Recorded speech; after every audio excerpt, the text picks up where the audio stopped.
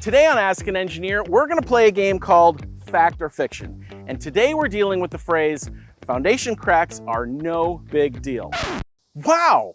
Who says that? This makes me want to talk about something called motivated reasoning. As human beings, we have a tendency to interpret information in a way that serves us in order to arrive at desired conclusions. We use motivated reasoning to conclude our favorite sports team lost the big game because of the referees. Now, obviously, motivated reasoning can get a bit more serious when we end up ignoring serious problems such as that clunking sound coming from a car engine, or maybe even a health issue that we refuse to have checked. We're also motivated to dismiss signs that our home's foundation might be in distress because we fear it could be very expensive and very inconvenient to deal with. Let's instead use some objective reasoning and consider the following 4 points. Number 1, a single or a few cracks in your foundation may indeed be no big deal. This is especially true with new construction as concrete shrinks and the foundation makes itself at home in the surrounding soils. Number 2, cracks that form patterns most likely tell a story